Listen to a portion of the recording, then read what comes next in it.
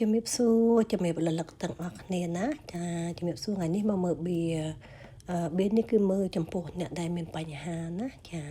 អ្នកដែលមានបញ្ហាយ៉ាងម៉េចយ៉ាងម៉ាអីអញ្ចឹងណាតែបៀនេះនឹងចង់ប្រាប់អ្វីដល់យើងបៀនេះបានគប់ជាមួយនឹងបៀចក្រវាឡដែលចក្រវាឡនឹងចង់ប្រាប់អ្វីដល់យើងនៅក្នុងរឿងរ៉ាវដែលយើងមាននៅក្នុងជីវិតរបស់យើងណាចានឹងហើយជីវិតរបស់យើងម្នាក់គឺពោពេញដោយការស្មុគស្មាញចាក់ស្រេះ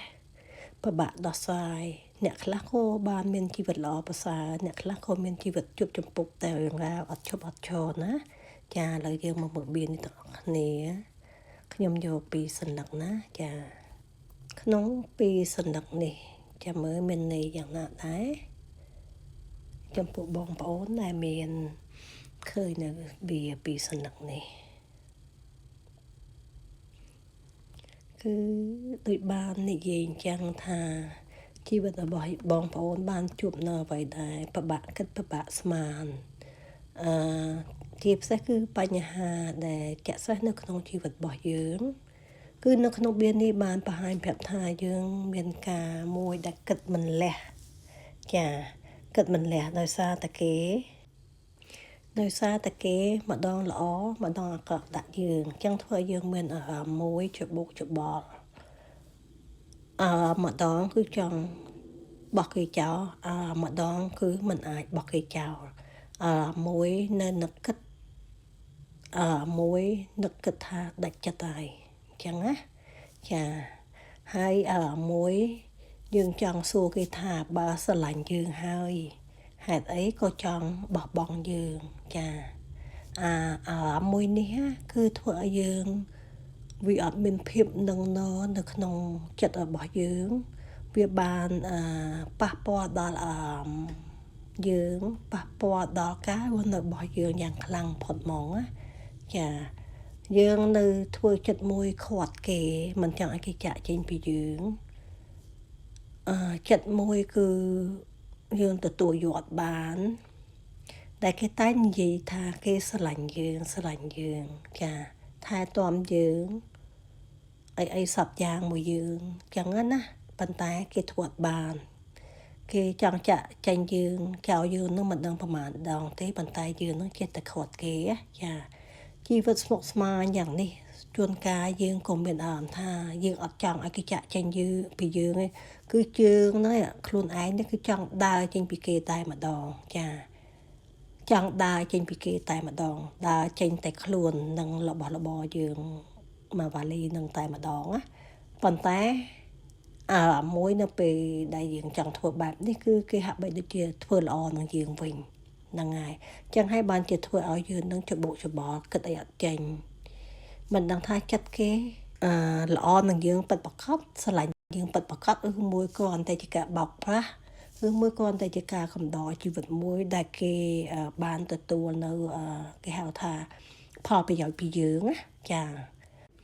នៅក្នុងស្លឹកបៀននេះគឺបានបញ្ជាក់មួយទៀតថាបងប្អូនតែងតែតន់គេផិតក្បត់យើងចាតែងតែតន់គេផិតក្បត់យើងណាជាច្រើនសារយើងមានការសង្ស័យជាការពិតមានពេលមួយយើងបានឃើញតែម្ដងចានេះហើយជាអារម្មណ៍មួយដែលយើងពិបាកទទួលយកចាឥឡូវទន្ទឹមនឹងនេះខ្ញុំនឹងបើកពីចក្រវាឡណាថាតើចក្រវាឡចង់ប្រាប់អីដល់យើងដាស់តឿនអ្វីដល់យើងណាចានៅក្នុងរឿងរ៉ាវដែលជីវិតយើងជួបចានៅក្នុងស្លឹកបៀននេះគឺអត់មានអីទេចក្រវាឡផ្ដាំផ្ញើថាសូមឲ្យយើងរងាប់ចិត្ត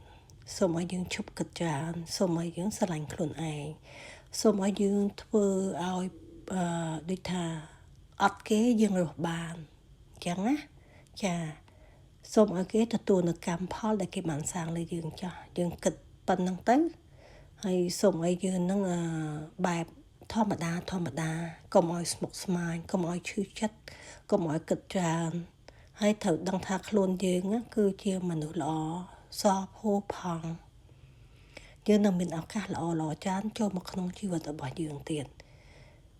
ចឹងធ្វើឲ្យជីវិតខ្លួនឯងមានតម្លៃឲ្យខ្លួនឯងមានតម្លៃចំពោះខ្សែភ្នែកអ្នកដទៃ កាលណាយើងភ្លេចឲ្យខ្លួនឯងមានតម្លៃគឺយើងធ្វើឲ្យកសែភ្នែកអ្នកដទៃមើលមកយើងគឺយើងទុនជឿយយើងអត់គួរឲ្យស្រឡាញ់យើងអត់គួរឲ្យមានតំណែងជាមួយ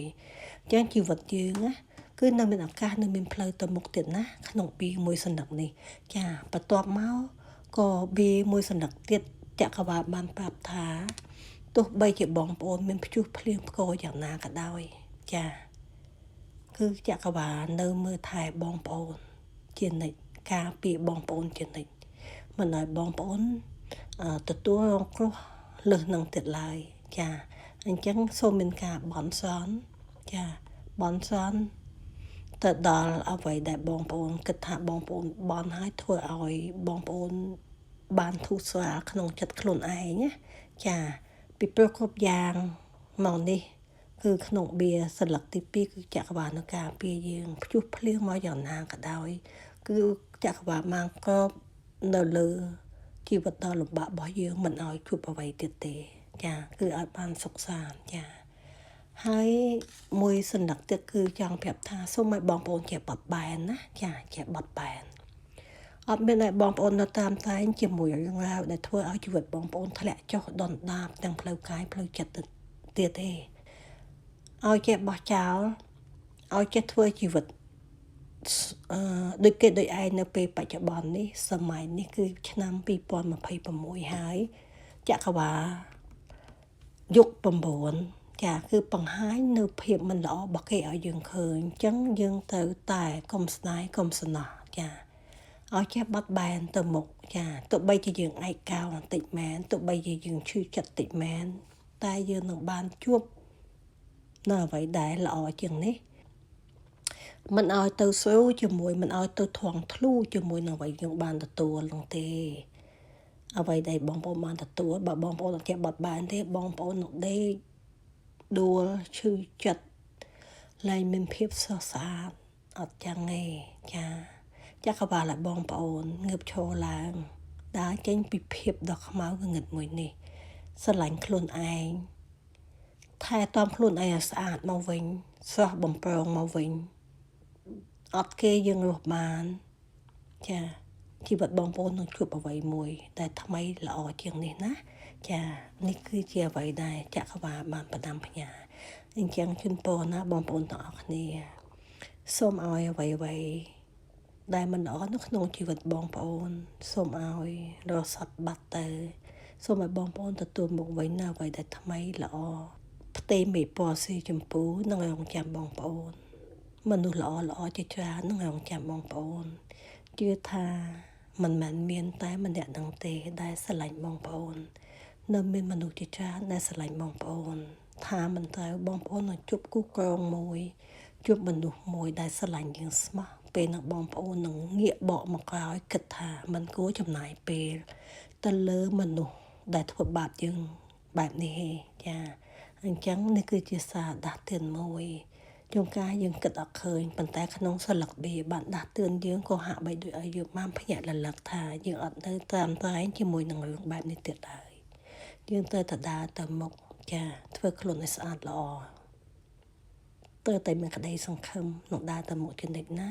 ចាជូនពរណាបងប្អូនជូនពរឲ្យបងប្អូនបានរសាយរសាត់បាត់ពីភាពសោកសៅទាំងឡាយណាសូមឲ្យជួបតែភាពភ្លឺចាស់ៗក្នុងជីវិតរបស់បងប្អូនណាចាជំរាបលា